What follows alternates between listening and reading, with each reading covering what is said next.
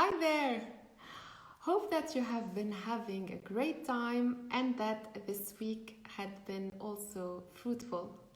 I'm going to end this week with a beautiful chat with beautiful people to talk about pop up stores, but more specifically about the execution of pop up stores and pop up store projects. So I'm meeting today Rita Tabet from PopUpMob, and I'm going to look into specifics of pop-up retail execution strategies, communication strategies, PR, and all of the event-based specifics that relate to pop-up stores and pop-up retail concepts. So bear with me a little minute in order to invite Rita in and start this conversation. And please feel free to get back to us with comments or questions that you might have regarding the projects that PopUpMob have been doing. So I'm going to invite Rita in, and we're going to start this conversation. Waiting to connect with Rita. And thank you all for joining us today.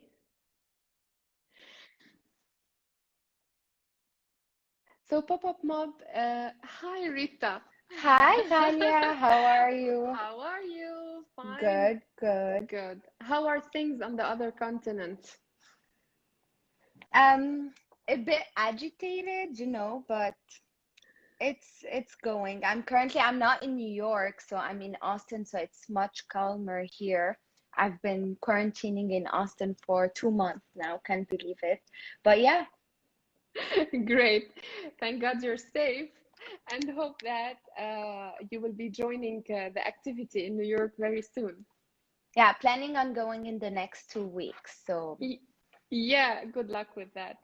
thank you. Rita, thank you for joining me today. You have a lot to discuss. And Thank you for having me and having Anna last week. I mean, it's a pleasure. We had a great discussion with Anna, and I've told everyone back then that we're going to meet you today to talk about the specifics of executing pop-up stores and all of the details that this type of project entails. So I'm going to leave the floor to you to introduce yourself and your line of work and to talk a little bit about PopUpMob, and then we go into specifics. Yeah, great. So I'll give you a quick recap of who we are, what we do, and then we can go into the specific and what I do at PopUpMob. Sure. So PopUpMob is an experiential turnkey marketing agency. We've been in business for the past 6 years. It was founded by Anna, and I joined her later on. I'm the COO of the company, so I overlook everything from the operation side. When I say we're a turnkey agency, is that we are an agency that can take care of everything in regards to a pop-up execution. So we take care of everything from strategy, concept ideation, design, finding the perfect location for our customer. Then there's the operation side of it, which is the fun part, when it is bringing what the design team and strategy team worked on and bringing it to life. So we do everything from producing it, managing it with the client, inventory management, finding the perfect staff to help with the pop-up, POS, reporting, KPIs, looking at the metrics and how successful the pop-up was, helping with the event. So there's a lot of different pieces in the operation side of it. And what we do is we're not specific to one type of industry. We do anything from, fashion, beauty, food and beverages, alcohol, entertainment, music. And our pop-ups are not set in stone, right? Every client that comes to us, we come up with a whole specific storytelling and experience for them and then execute it. So we're not set in stone with oh, we need to find a retail store because they want to have a pop-up. We can do a pop-up anywhere from, a retail store to a mobile pop-up tour, having a container or a truck that we like tour around the country, in outdoor activation, taking over an existing store. Like we took over a hot dog joint in New York last September for 3 days. And when I asked him if we can do it, he thought I was crazy, but we closed it. And it was the first time this store was closed for 17 years for a retail purpose, other than, Yeah. someone renting it to shoot a movie in New York, which is very common. We've done pop-ups in outside of the US as well, London, Paris. We did a pop-up in Ibiza as well, Brussels. And, we love unconventional spaces, like taking over a diner. We even did a pop-up in a cemetery, at the Hollywood Cemetery. So we're really like unconventional as an agency, and really like to go outside the box to really kind of grab the whole storytelling and serve the purpose of what the brand is trying to accomplish via a pop-up or Yeah. an experiential event. So we're talking really about the ways that an idea or concept could come to life, and that this could be taking any shape and any format, and is not restricted to the physical boutique that we could know. So let's talk about all of this into detail, and Definitely. and let's start with looking at some of the steps that you might require in order to execute or give shape to this pop-up concept, because we have been talking with Anna previously about the conception of pop-up stores, and here the concept is ready, and you're going to take it and you're going to give it shape and life. So how do you do that? Yeah, sure. So usually when we come to, like, it's several steps. We usually have, it really depends on how soon the client come to us in order to execute their pop-up. But the first phase is like the concept ideation and the design, which we usually work with the design team, because, we need to be, it's a fast-paced industry, right? It's a pop-up that's going to be there for a day. We can take months to organize it. It's usually, the time frame is anywhere from 2 weeks to 3 months of like planning this pop-up. So usually once the design team is done with the concept and the design phase of this pop-up, what we do is take all the files and then look into, while they're working, step number one is, where are we doing this pop-up? Are we doing it in a retail store? We send them a location deck based on the strategy. It needs to make sense for the brand. Is it the right consumers that are going to be coming to the pop-up? The duration. So while they're working on the design, the project management team usually work on finding the perfect location. Now, if it's a retail store, it's easy. We sign the lease, and then we're ready. We give back this like CAD drawings, floor plan to the design team, so they can redesign for the specific space. Because concept-wise, usually it's very conceptual. It's not in a physical space. So once we figure this out, also, once for the location, there's a lot of like rules and permits that we need to apply. So it's a process while they're working on this. If, let's say, we're doing it in an outdoor location, there's permits that needs to be that we need to apply for. If it's a pop-up tour, there's like, mobile truck permits that we need. So this is the step number one. And then the whole design is done for us. Then we go into the production. Production is when we, as like the part of the company, the project management, and it's so to give you an example, to give you kind of more of clarity, the project management team consists of myself, director of operation in the East Coast and West Coast, because we do have an office in LA and in New York. And then there's project managers and producers. So the producers are the ones that are really on site, making sure that the production is going as planned. And so once we're done with that, the production comes in, and this is when we start talking to the client in terms of, okay, this is the final production deck. This is what we're going with. Those are the color, those are the material. There's some samples that we usually send to the client before, going into production, because we don't want any surprise. And then we go into the production phase. So there's tons of communication within all our different vendors, our contractor, how to design it, making sure all the finds are appropriate. And then it's the production phase. We have anywhere from 2 days to a week to produce it.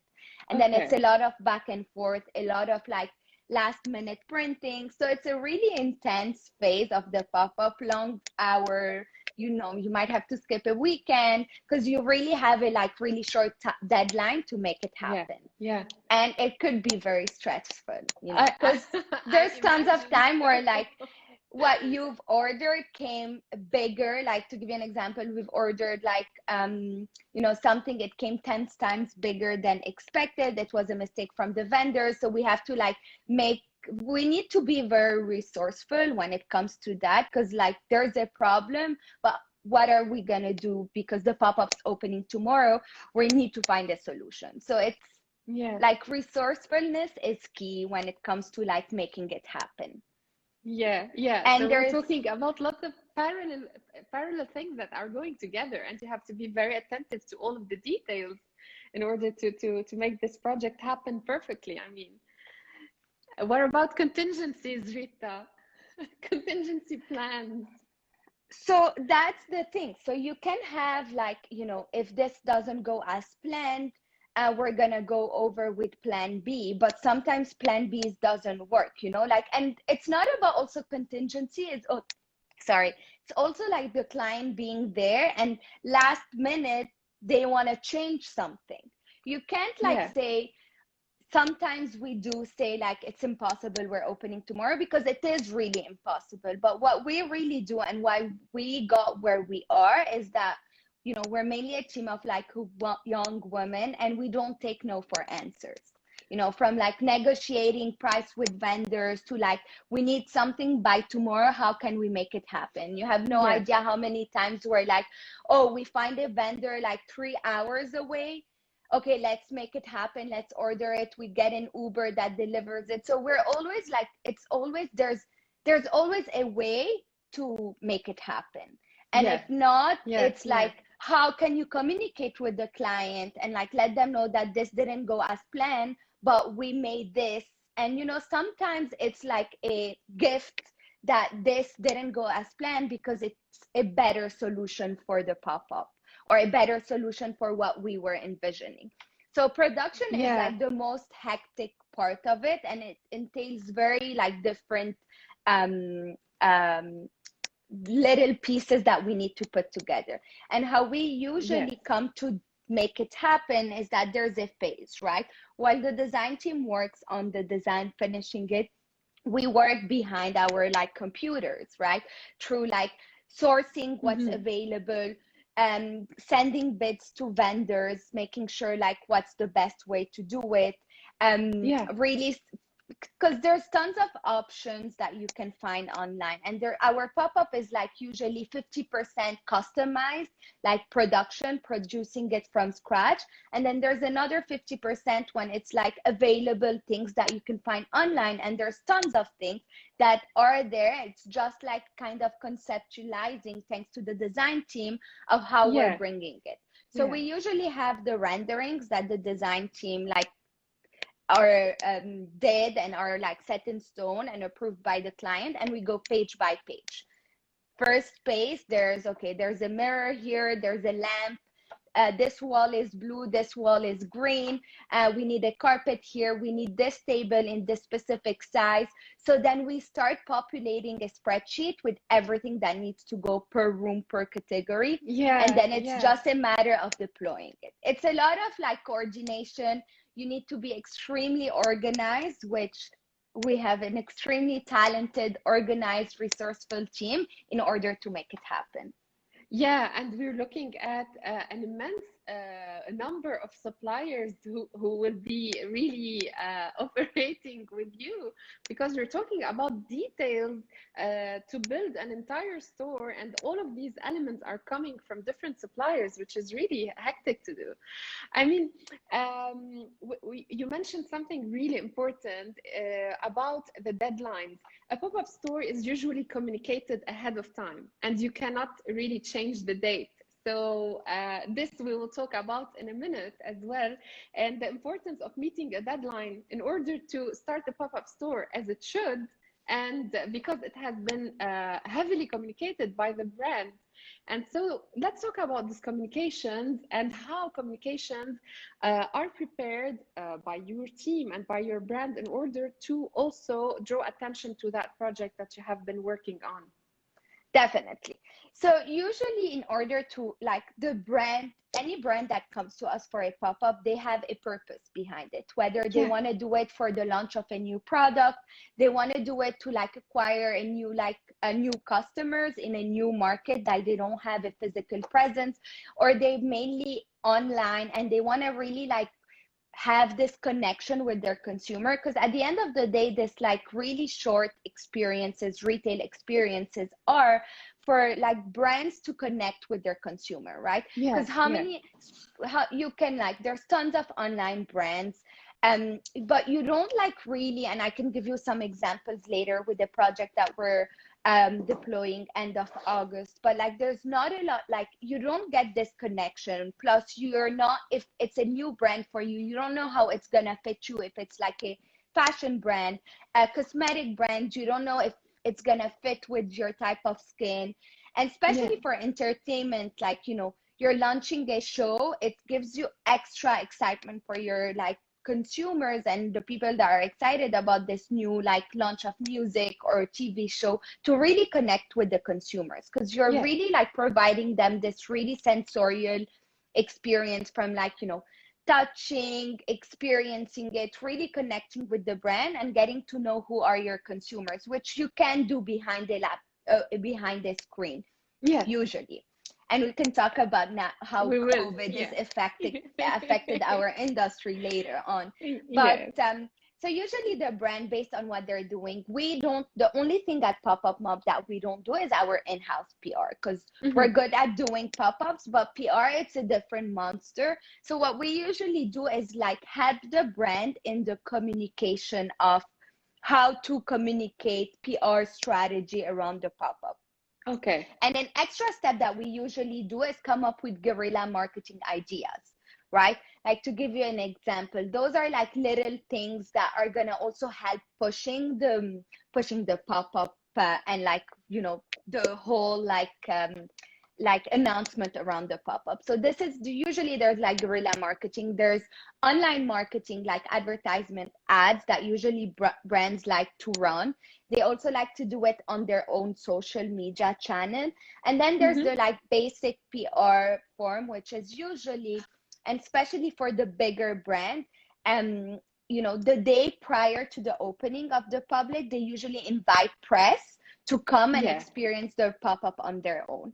And then Yeah. therefore, like they're experiencing, they're gonna be writing in an article about it. So the day of the opening and a couple of days of the opening, this is prior. So there's two steps: talking about the press about it, sending them pictures, renderings of how it's gonna look, to really kind of excite the consumer, and then also giving exclusivity for those like, you know, media channel to come and explore it, so they can like run articles, videos, and this is what's really gonna create. And another thing also is like, you want to have natural foot traffic, right? Yes. This is why location is very important, because you're relying on your consumers that know the brand, consumer that heard about it on an you know, social media or read about it, but also you want to have those consumers that like just stumbled upon it and they're like, oh my god, what is this, and Yeah. they're entering the store. Yeah. So Yeah. there's different like communication, but communication is key for a success of a pop-up, and location is key for the success of a pop-up. You And we can be have the seen. bigger brand and not advertise it, or in a really like poor it really depends. So Yeah, yeah. yeah, it makes a difference, especially with those pop-ups that you have also designed from the outside, and that looked magnificent. We will talk about these examples later on. Only by looking at it from the exteriors makes you really want to get into that location to see what's happening there. So Rita, you're mentioning important elements related to the pop-up pop-up store, not only its design, it's the importance of the location, communications, guerrilla marketing, and activation. And you have mentioned an important variable, which is customer experience. So let's talk a little bit in depth about creating a customer experience through design, or through designing the pop-up store. Definitely. So a customer experience can be, it's really important from the moment you're like pre waiting outside the pop-up to enter to the moment you're experiencing. So it's every detail. While waiting in line, it needs to be a pleasant experience. It needs to like also to facilitate things from an operation standpoint. When it's a really big brand, you want to really have acquired things and not have a really long wait Yeah, outside. What we suggest is like booking slots. So, we're pre-booking, and this is a win-win situation for the brand and for the consumers, because the consumers know exactly that at 11 a.m. specifically on that day, they have a spot and they're going to enter and they don't have to wait for a long time. yeah, Those are for the yeah, bigger experience.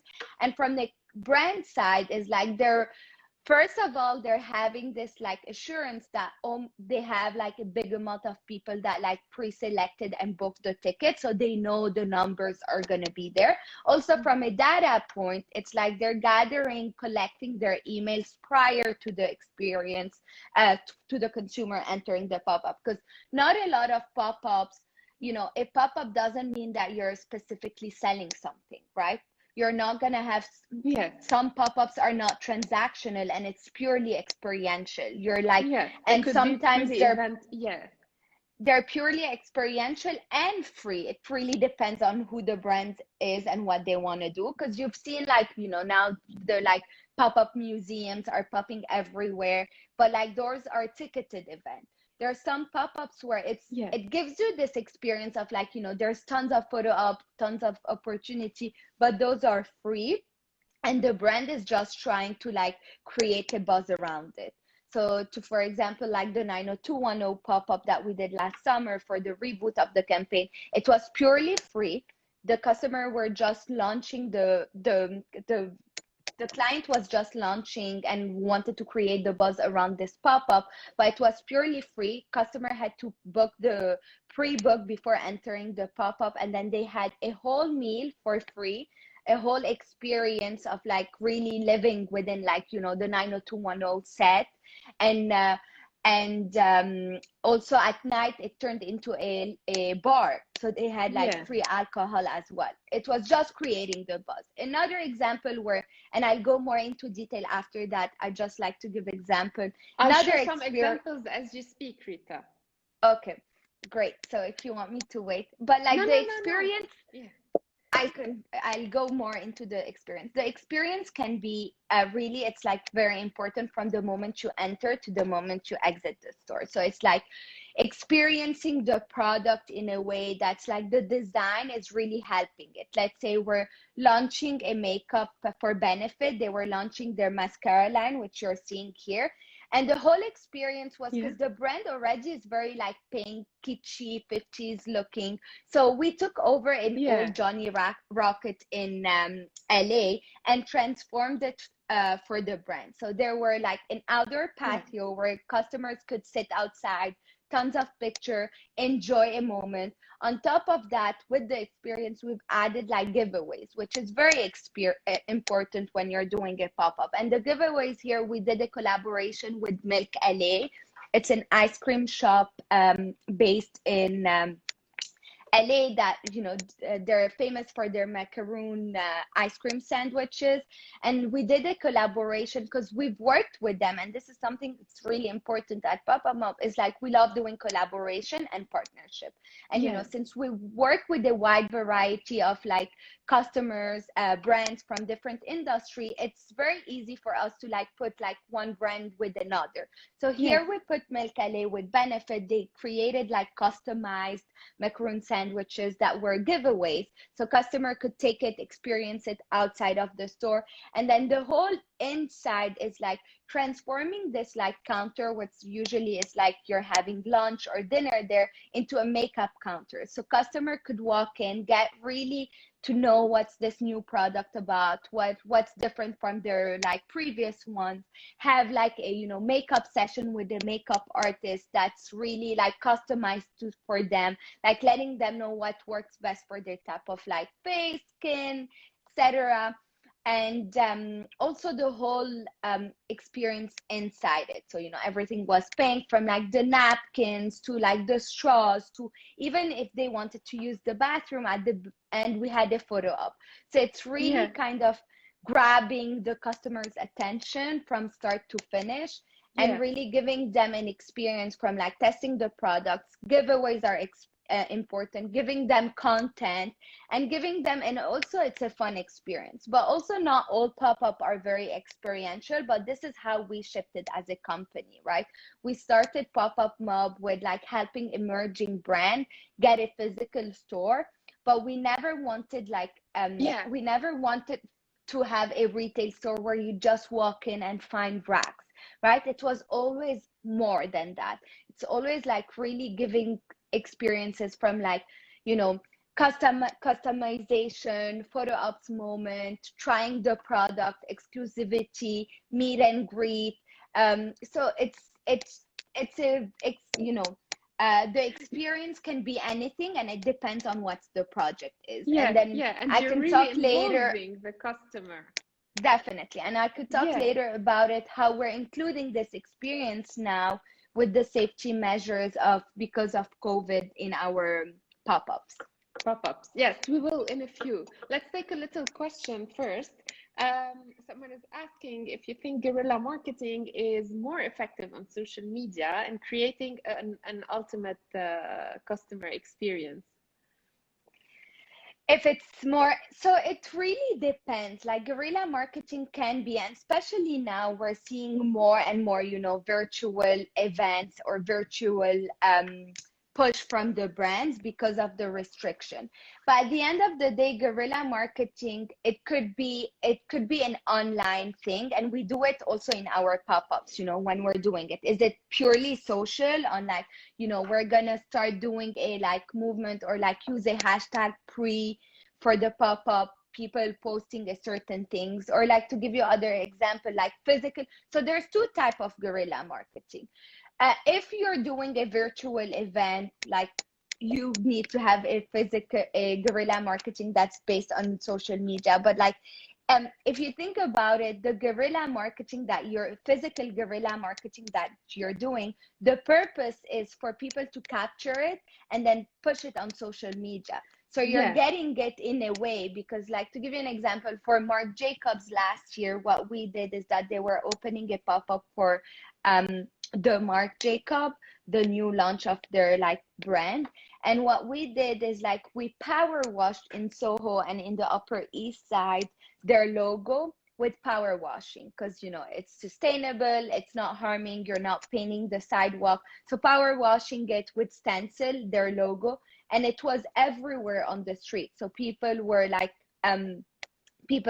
just snapping it, and it was with their address. Those little details. Another thing that Karl Lagerfeld did when they opened their store in New York 4 years ago, you would walk in New York City and everyone was carrying a Karl balloon. Yeah. And you know, and then you would like find it on social media. So I think they complement each other. And in order, but you can have a campaign and or a guerrilla marketing, which we're doing right now too, purely on social media. But the purpose of doing a physical guerrilla marketing for us is because it's gonna not only push the people that saw it, it's gonna be found on social media, and it's gonna create a bigger buzz as well. Yeah. Okay. We'll get back to the other questions, Rita. I think we had lots of them. We'll get to that point a bit further down. Let's talk about, we talked about communications, we talked about guerrilla marketing, strategies, location, etc. And now you said that guerrilla marketing and social media could go hand in hand. And I think they could create also like a viral spread out for the brand. And this spread, along with other activities you also mentioned, could be measured. in terms of the success of the brand that it has gained on media. Can you talk to us in detail about measuring the success of a brand? Yeah, definitely. So, like you said, like I mentioned before, is that once we produce this pop-up, our job is not done, right? We have Yeah, to like staff it, make sure that it's operational, especially in returns of like sales, setting up the POS. So there's really different aspects of how you can measure the success of a pop-up based on what was the purpose. yeah, Were we selling products? It was purely experiential, how many people attended the store? So first and foremost, is a successful pop-up is also having key staffing the pop-up, because you need to have them like friendly, you need to have them inviting, you need them to like even push customer and really making it extra special for the consumers, yeah, and making sure that they're gonna leave satisfied and they're gonna post about it. So how we usually measure it is whenever we run the POS, this is usually the most easiest thing from a sales metric, because some brands want to see if, some brands, all they care about is like sales, and they want to see if they have their return on investment or they really like hit their goal. So yeah, usually we do it with at the end of each pop-up, whenever it's like a transactional pop-up, we do a sales report with, you know how many days was the pop-up, how many what was our average sales in total, daily sales, best day, best hour, the top 5 products that we sold. So all those data, we then put them together, send them to the to the brand. client, Yeah, to the brand, because this is what they care about. Another success is like also like tracking it online, because um, based on all the articles that were published, based on the earned media value that you're getting, based on yeah, how many people, how many influencer, you also, because there's a lot of like paid influencer to come and experience it. What's their earned media value return? So to give you an example, for example, with Benefit in last January was doing their pop-up, and they had their biggest social media return in the history of Benefit because of this pop-up. It was their first ever pop-up, and they really had their yeah. highest like amount of earned media value because of this pop-up. And this pop-up right now, whenever we research things or go on Pinterest for new ideas, it's a really like a It pop-up goes, that really like created the yeah, buzz. And then also you yes, track it based on your sales, right? Because it's a limited amount where you're selling like a product in a pop-up, but your goal is really to like see how you like your connection with your consumer post pop-up, right? How are your data and your sales online after that you did this like push? Because a pop-up is a 3D way of advertising, right? You're yeah, like yeah, spending your marketing budget. Usually the marketing budget are usually the budget for our pop-ups, right? So it's really kind of seeing the ROI from like a sales perspective. Also, like how did it affect your online sale post pop-up? How also like also capturing how many people came and experienced it in terms of new customer, old customer. You're gaining new data from like customer acquisition. So it's really different metrics from like yes. number of consumers, a new consumer that you connected with, your post online sales, and then also the buzz that it created around it. Okay, So, and sales as well at the perfect. pop-up. At a pop-up and maybe post pop-up if the pop-up was meant to be only experiential, as we said. Correct. Rita, we had a little question that I'm going scrolling up. I think this is from an employment point of view, I believe. The question goes, what would you recommend for someone who is interested in pop-up stores, but there is no direct career field? And how would you go about finding these job opportunities? I think this is someone who's looking to be employed or What was events as the ones you do. so we have very different profiles at PopUpMob. You have the, architect that's going to help us do the CAD drawings. We have, so there's not a specific career, and I can give you my personal experience about it. You have, the architect, you have the graphic designer, you have the 3D designer. This is from the design. You have someone that like loved and studied marketing for the strategy, or, social media, or like marketing behaviors, and how to like apply it, like mainly business for the strategy side, because it is like a marketing tool for brands. And then you have the like from the operation side, there's not really like a recipe. It's like you like to be in events. Like I studied business, but I've always loved planning and executing events, right? From like my team, we have people that were in like theater, that were in like, philosophy or economics, or like did banking before. It's really, there's not, or, business, there's not like a specific recipe. From a project management, from a design, you need to have a design background. From a marketing strategy, you need to understand the brand, their marketing purpose, really how to communicate, who are their competitors, how to like position them in terms of, the market and the demand. This is for that. But for like the operation side of it, you really need to love, because what we do is planning, right? Really. And also what's very important is communicating, because we're the one that communicates with the client. We're the one that have tons weekly calls with the client prior of like the opening, going over the production, going over the run of show. So it's a lot of like, to give you an example, what we do is, could be anything from like communicating with the client on a weekly basis, which we do every week, and sometimes twice a week, because like clients like to have reassurance. And also a reason why we win sometimes most of the a lot of the RFPs, or clients choose to come with us, because we're a smaller agency. And what's very important for me is like how to communicate and how to be like, a present for our client, of course, while setting boundaries. But there's like, we create connections with them, right? It's not corporate. It's not like this is it. It's like you're really like creating this bond with your client, because you really want to understand them, understand what they're trying to do. And at the end of the day, you want to make them happy. And this is how you end up being happy, knowing that it was a success and your client is happy too. Of course. So communication is key. You really need to know how to communicate with people. Not everyone at the team in the team knows or like it. So we have specific person that like, usually the director of operations are the main person that like communicates with them.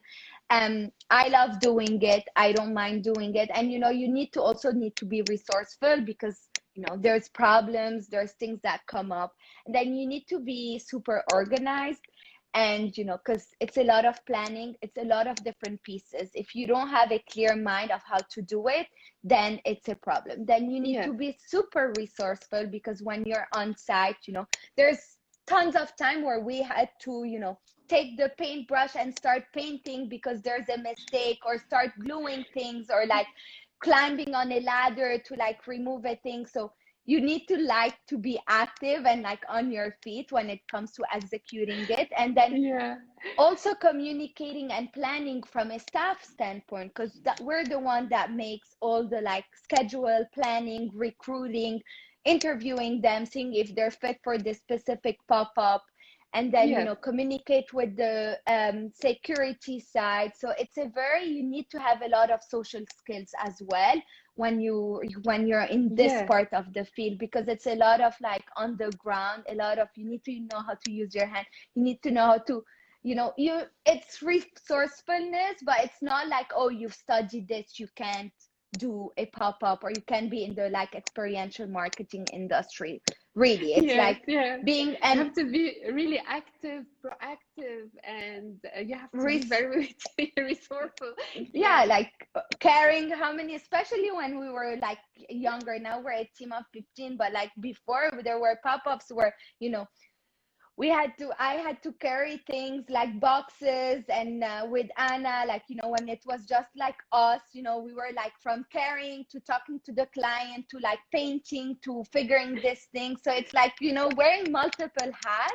but Yeah, there's yeah, no like a specific. And at the end of the day, if you're like, I didn't study. I was like, I studied entrepreneurship and like finance in college, but like I wasn't really into marketing at first. Like I liked the event aspect yeah. of it, but then I just found a field that was really something that I like, because I'm also a very social person, because you like really talk, you get to know like new people every day, from the vendor to the client to the consumers. Sometimes Yes, when we were like, yes. also I would be behind the POS and like start doing the transaction. It was my day, my job dream when I was a kid, to like run a POS, when I was like 7, doing those things. So it's funny, it's like a fun job. Of And that's course. what we care about a pop-up mob, is like, we're a small family. We do it with like such fun, because we love Yeah, it, we're yeah. passionate, and because you're passionate, everything is like fun about it, right? And And I it's think this increases the value of the business and makes your suppliers or whomever works with you trust you more or entrust you with a their hundred project. percent. And Yeah, our relationship with our vendor is as important uh with as important as our relationship with our clients, because yeah, they're the one helping us make this happen. We have a huge database of vendor and suppliers, because there's not like a specific recipe for a pop-up. One day we can be building a massive thing, then the next day it's like we need to engineer something completely different. But it's like also like building those relationship with our vendors, that's very important. And sure. respect from start to finish, being friendly, being like who it's important in every business. And this is why we're able to grow as an agency, because we're small, we're like humble, and we really care about our client, our vendor. And we try to have a like happy environment while coming up with those crazy project Sure. that we usually do. Let's talk about a couple of these crazy successful projects, Rita. I mean, if Perfect. you can just choose a couple of projects that you really like or that really were successful in your opinion. Definitely. So I know I've talked about benefit already. This was a really fun project for me, for us.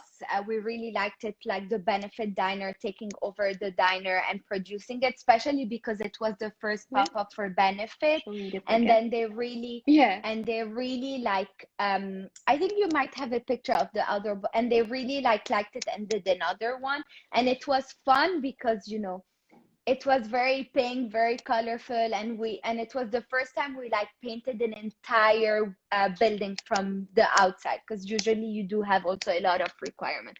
Another fun project yeah. but really tiring was when we built this bridge for Spotify in the Hollywood uh, in the Hollywood cemetery. And we built like a massive bridge. It's the orange bridge where you see for the, so Spotify was trying to like give back to their Latin community. So around the Day of the Dead, we like built this flower with 180,000 fresh marigolds and picked. But this, for example, at the end we were late because the client decided 2 days prior to like double the size of the bridge. So imagine we had to like call back the vendor that like did the metal frame, then call back our flower supplier to like send us the same amount of flowers. But at the end it was beautiful. And another thing that we love to do is like really important how our pop-up lives during the day and at night. So this is one. Another one was the Huda Beauty one we did in London last December, Yeah, in Covent Garden. And this Covent was Garden. very, yeah, in London. And this was really fun because we designed the structure from scratch. So we had Yes, to engineer it. And it was a really fun, like it was very, it was the Huda Award. It was her first big pop-up ever. We had a whole room that was made of mirrors, and we had like laser jets inside, and like had a hidden like recording voice of her voice that was like just like her campaign pictures and video for this specific color palette. And like the pop-up itself was beautiful. It was like kind of a diamond structure from outside.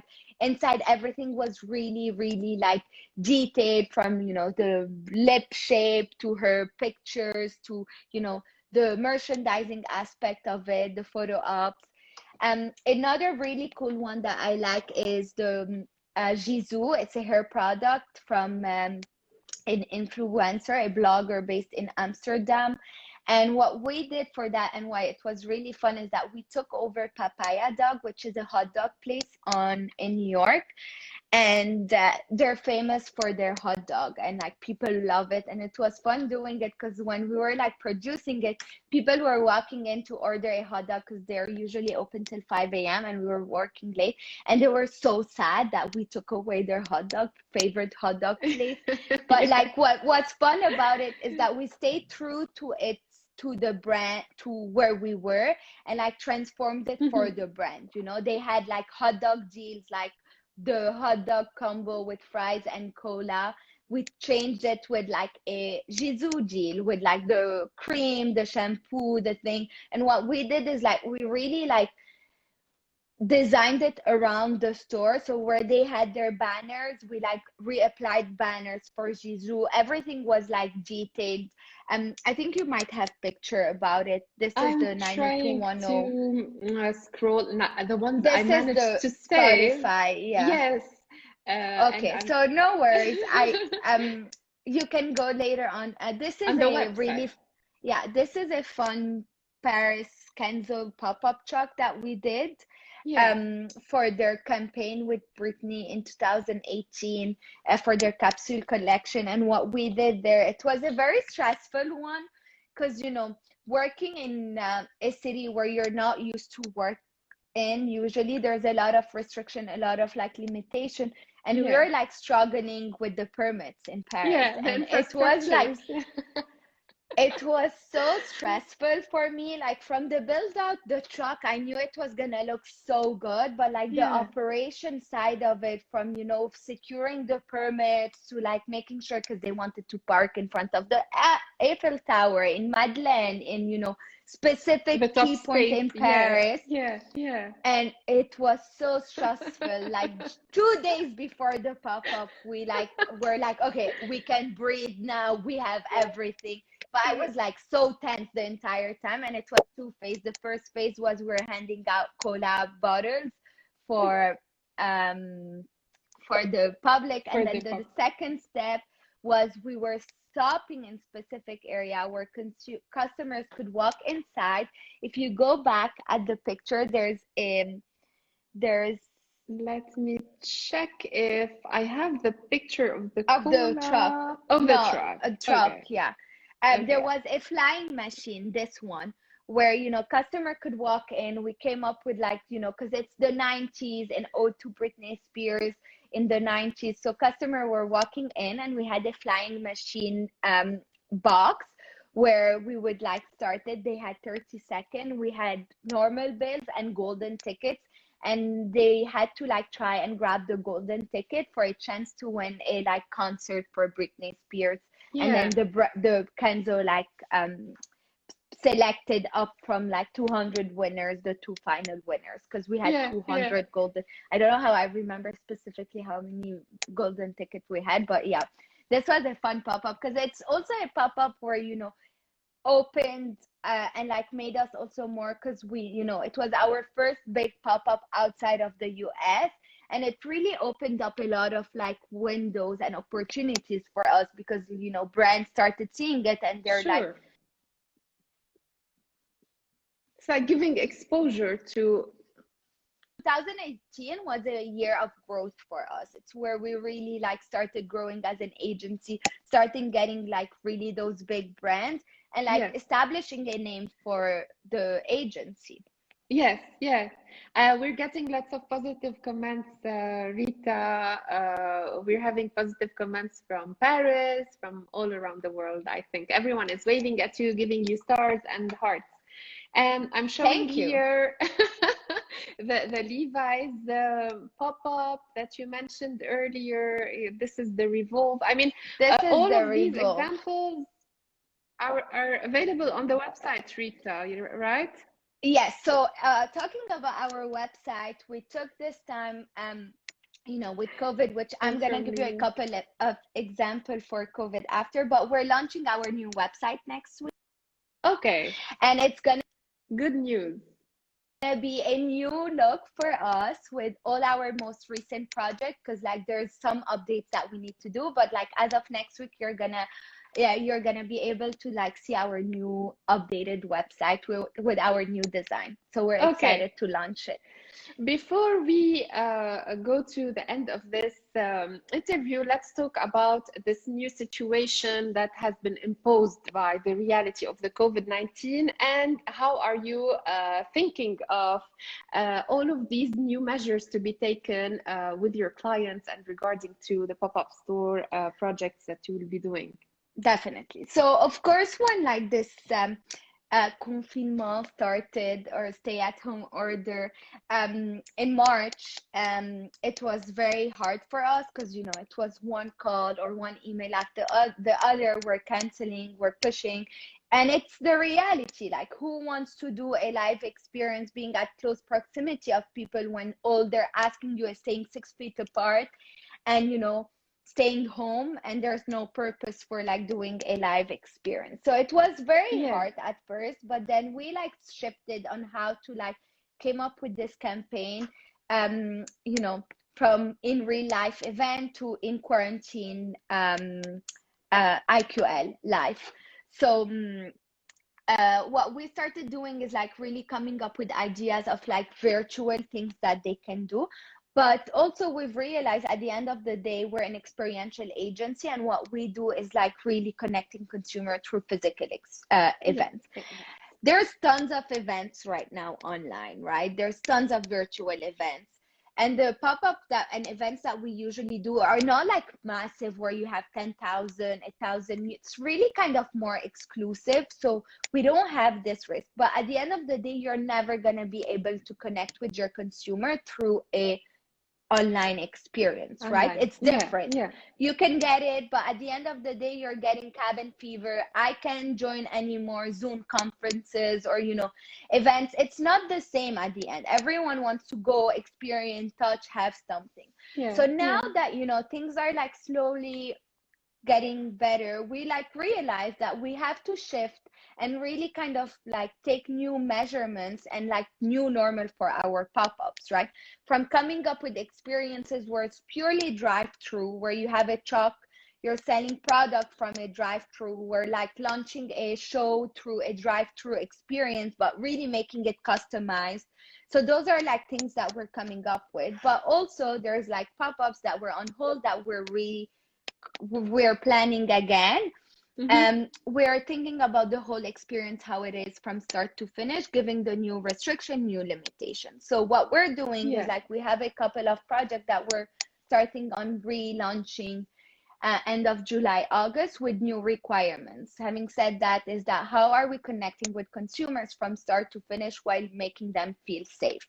So to start with, yes, booking system is very important. You can limit and know how many people are going to come to your store without crowding it. So setting up a booking system for them to come in and really like not overcrowding the space. So everyone knows, have like, restaurants right now are doing reservation only, where they know how many people are going to come, so they can like space them out. Same for them while they're waiting, because now the waiting time outside their store is going to be higher. How can you engage them, right?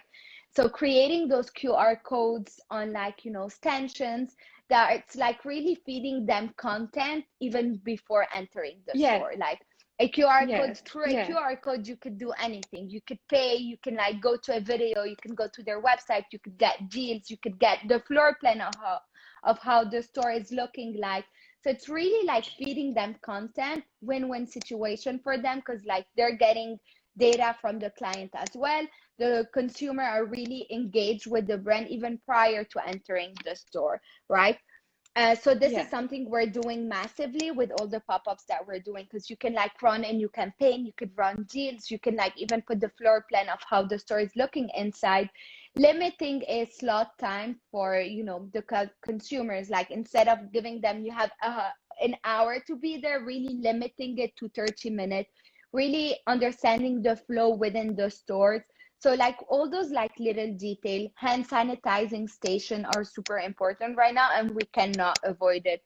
From like even mask, Yes.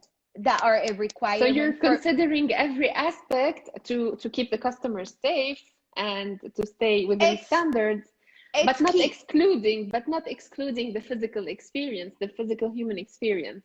It's key to have a safety measure, because this is what's going to make your consumer feel safe. Safe. And Yeah. from a mask, it's a branding opportunity. For a makeup brand, for example, there's those masks where it's, there's a cutout and it's transparent. It was founded by this woman for like people with like hearing problem, so they Yes. can read the lips. Lips. But also taking this like really cool mask, how can you apply it for a beauty brand? You're doing a makeup, you have your lipstick, like show your lips, really, like it's branding opportunities for them.